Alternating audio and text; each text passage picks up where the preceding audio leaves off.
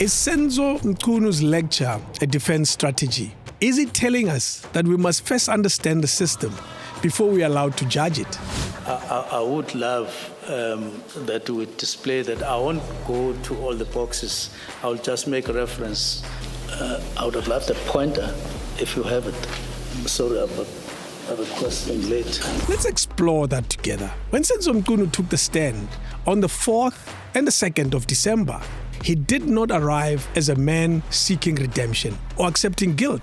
And the CFO is supposed to be the one who talks more about finances in terms of accountability of the department and other processes. He arrived as a man ready to school the country on how the police system works, on task teams, on structure, and on chain of command. He spoke like a lecturer.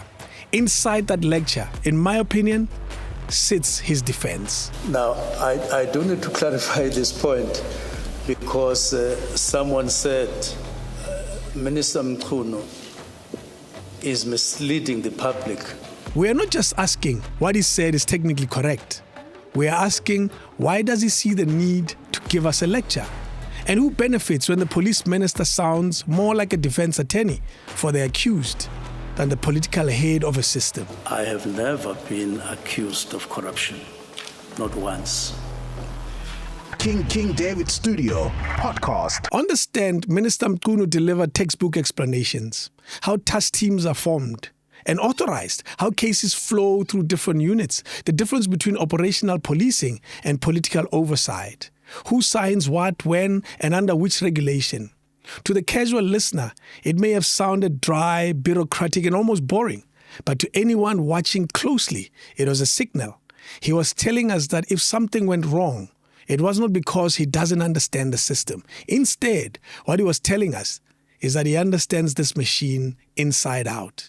Its creation was therefore political and time-bound, and it did not form part of SAP's permanent organizational structure. National Commissioner can establish a task team anytime he sees fit and using the powers bestowed on him by the Constitution and by the Police Act. A provincial commissioner can also do so. Even at district level, such task teams can be established.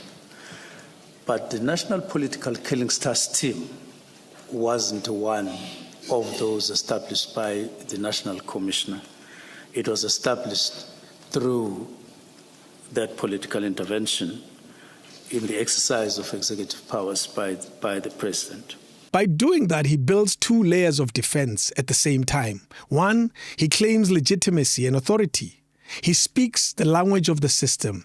He's basically telling us how well he knows the rules and the procedures, and also the history. He makes himself the grown-up in the room. It was during that period, during those discussions and engagements, when one of the things that we picked up was that the head of crime intelligence is also the head of National Political Killings Task Team at the same time.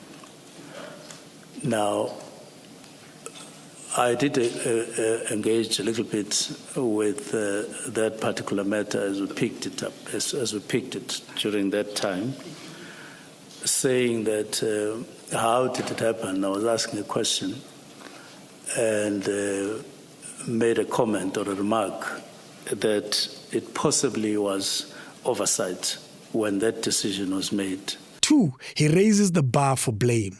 If you want to accuse him, you must not only show his wrongdoing, but you must also show in detail how the very system that he has just explained was bypassed or abused, and why that should land on him personally.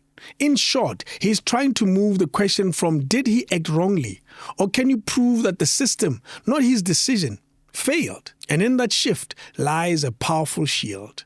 For instance, in a meeting on the 1st of November 2024, the National Commissioner did inform me and the deputies, Dr. Boshielo and Mr. Castle Matale, that the National Political Killings Task Team wasn't a formal unit necessarily, but rather an interim task team. He is, in his own words, a custodian of policy, not a crime scene commander. Now that's distance. And in that distance, you find three important things. He spreads responsibility across the institution, a classic diffusion of responsibility. No single head. Everyone shares the fog. It creates plausible deniability and even plausible ignorance.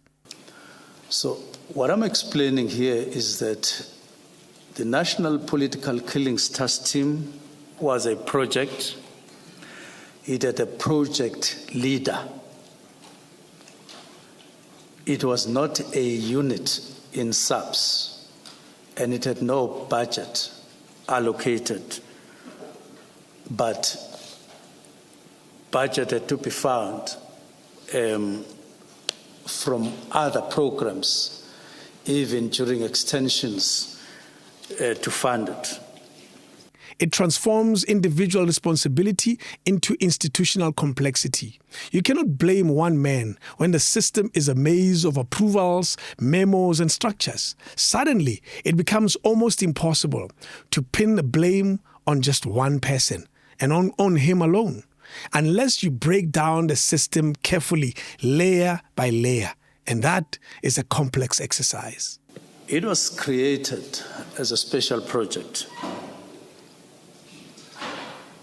Just like in the language in government, where a special project can be created in any department, and it was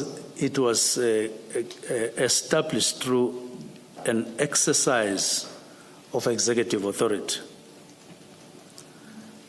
Now, I need to emphasize that it was established through, if you like, political intervention, where the president was using his executive powers to intervene in a situation as was necessary.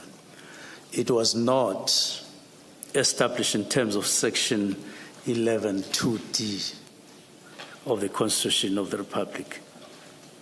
And then comes the legal team.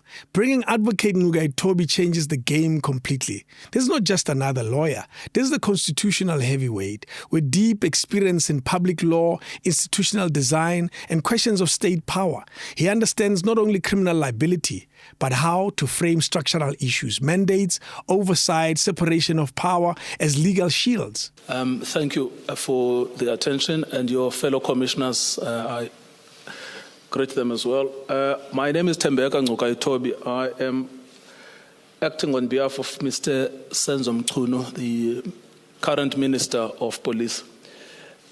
My juniors are Advocate Natalie Kezibutelezi and an advocate who is known to one of your commissioners, Advocate Mahotso Lengane. We are instructed by Mr. Sandile July from Worksmans. His presence tells you that this is not just a narrow personal defense. This is a preemptive structural defense. The argument is not that he is innocent because he did something, but he is insulated because he stayed within his constitutional lane. You were transparent to him. If he wanted the task team, he could have told you, no, I don't agree with your decision. Correct. Especially because the task team came about in the first place upon his initiative. Correct. Yes. Now then, we move from the 23rd of January. You briefed Parliament on the 5th of March, together with the SAPS leadership. Correct. Yes. And even in that meeting in Parliament, all of the leaders of the SAPS agreed with your decision. Is that correct? It is correct. The presentation was actually practically led by them. They made the presentation. Yes. And no one among the members of Parliament objected to the dissolution. In fact, if anything, they agreed with it. Yes. With counsel like that, Mchunu'S is not just defending his actions. He's defending the architecture and the design of the machine itself. He leans on the constitutional principle that the police minister sets the policies and exercises political oversight, while the national commissioners control operations. I get confused My impression is that you use the royal we, although you are referring only to yourself, but sometimes on the odd occasion you will use I. And where you are in a meeting situation and you say, we decided, I'm not quite sure whether it's only you that decided, you as the minister, after being briefed by those you would be with, or whether it was a decision of all of you, you and the other people with whom you are at a meeting. So I get confused between the royal we and the singular I. Well, yes, I was, when I used I was making reference to the question that I asked during that meeting and those engagements, which I assume to be in the interest of all of us who were there, particularly the ministry, meaning the two deputy ministers that... So must I understand we to refer to more than just you? So it's not the royal we? No, it is just us. Thank you yes. very much. He implies that if there was interference, then it would have violated that separation. So he cannot admit to it without accusing himself of breaching the Constitution. He suggests that any fault lies in institutional design, historic decisions, internal SAPS processes, almost anywhere, as long as it's not squarely on his feet. I think something that many people would be concerned with legitimately, which is really this, that you were in this department for 6 months, and many people will say that's too short to study a complex organization like SAPS and to take such radical decisions. How do you defend yourself against that accusation? Well, firstly, it is to say that I wasn't minister for the first time.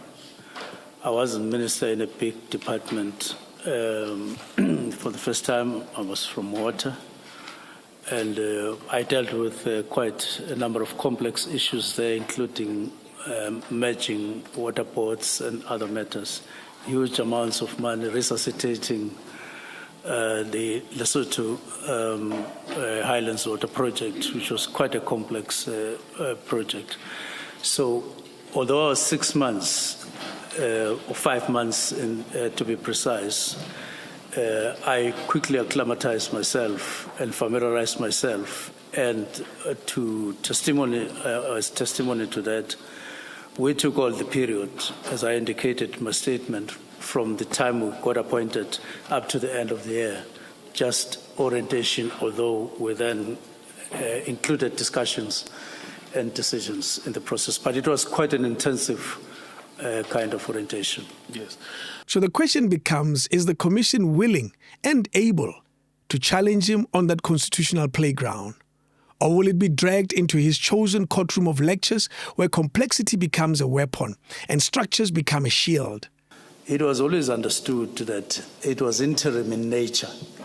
It was never at any stage understood to be a permanent kind of setup. And I must distinguish between a team at this stage to clarify my point. It was never established as a unit. It was established as a team, actually a task team.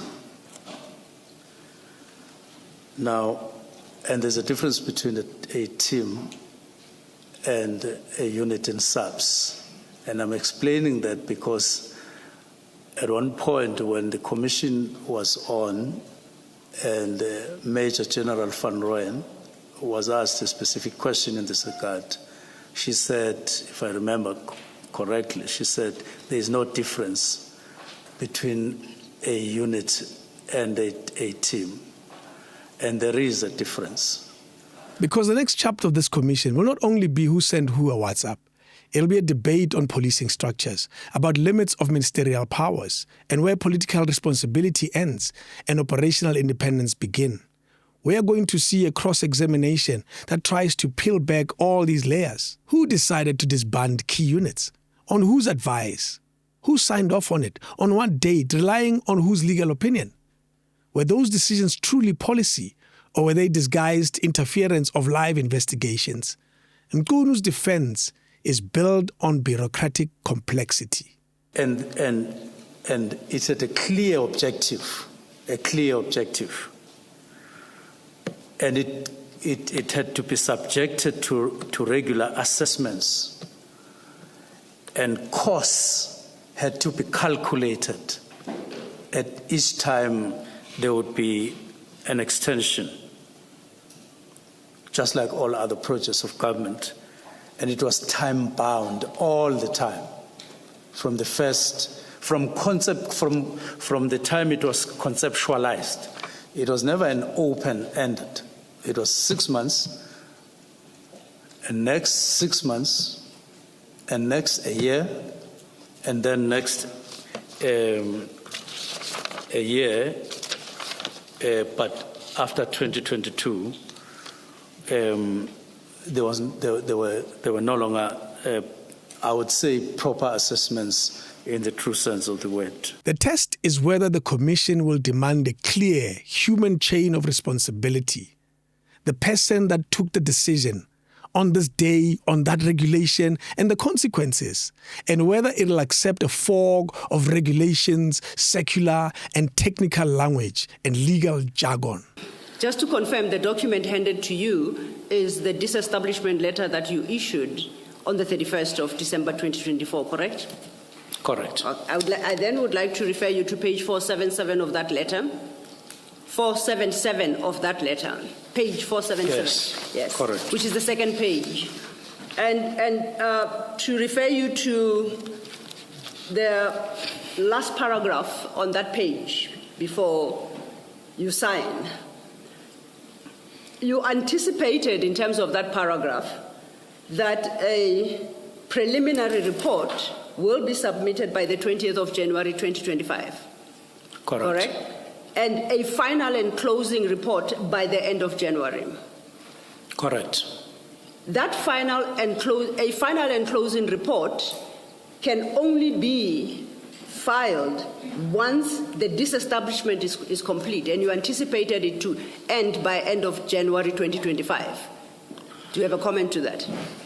Not exactly. What it says is that you will give a preliminary report. Yes. On the 20th or whatever, and then there will then be a meeting of UNESCO.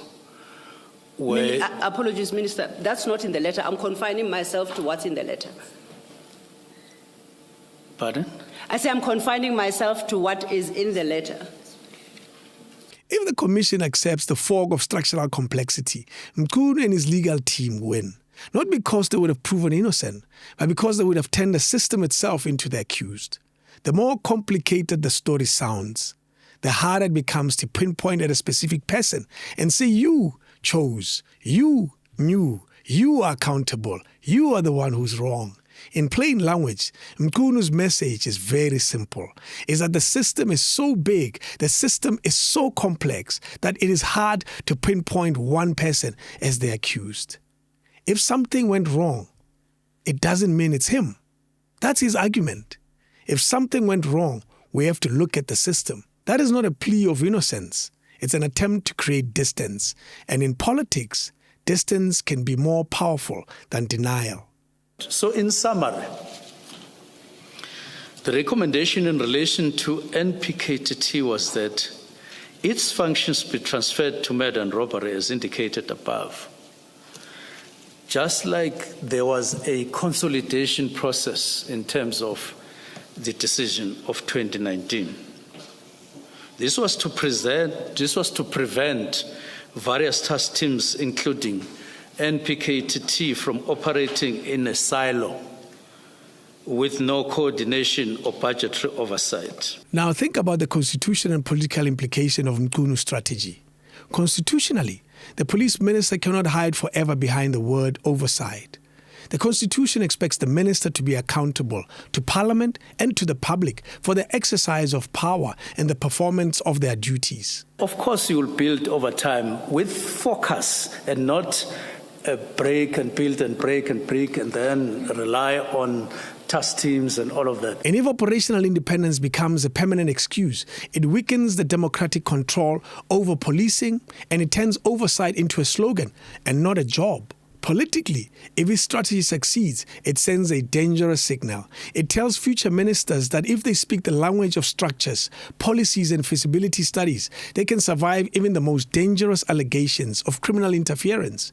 By late 2024, therefore, the National Operational Center was required to absorb NPKTT costs amounting to approximately 95 or 94 million for the 2024-2025 financial year.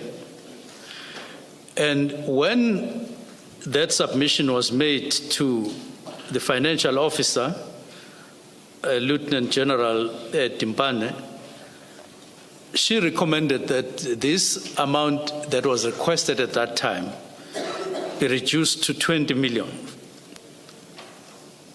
and that the task team be disbanded, particularly after 2024 elections, and then a work study to determine its future be undergone to determine its future. And we have the copy of the commentary, just like we have made direct quotations from other lieutenant generals to help the Commission to understand what we are talking about.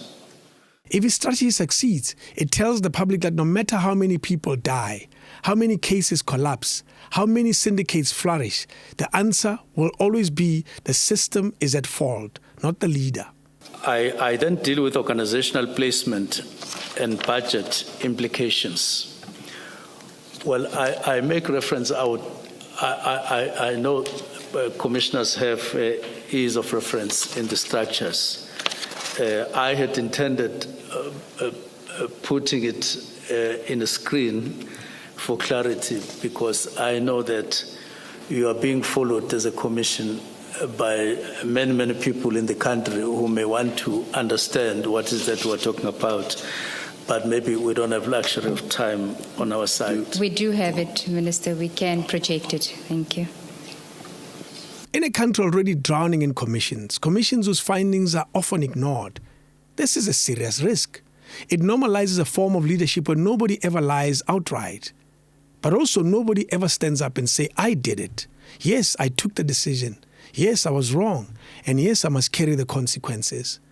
Now, this vision of building specialized permanent units instead of temporary task team, was that just your own view, or was this shared within the SAPS? I found it in SAPS, having been shared, having been workshopped, having been implemented at different levels, both at national and provincial level, and there are documents to that effect. We've been discussing them. When a minister lectures you instead of answering you, he is sending a clear message. He is telling you that the truth is safer wrapped in explanations.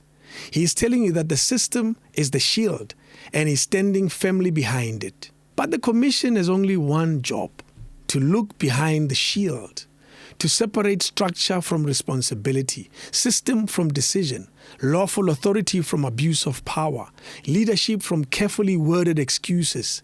Under that heading, it's allegations, alleged association with Mr. Musi Ketmatlala, knowledge of the 6 December 2024 operation, knowledge or involvement in December 24 arrest of Mr. Katiso Molefe, the 360 million substandard, improper relationship with Mr. Brown Mokgotsi, Zama issues in Stilfontein. It's a whole list of them, half of which Mr. Ngcukaitobi has touched on in re-examination, but none of which will be found in the transcript, in the evidence when it was led by Mr. Mchunu. Because if we allow complexity to replace clarity, if we let lectures stand in for answers, then nobody is accountable, and the truth becomes just another technical document in a thick commission report. And that, more than any single decision, is the real danger of Minister Mchunu'S defense strategy. King David Studio Podcast.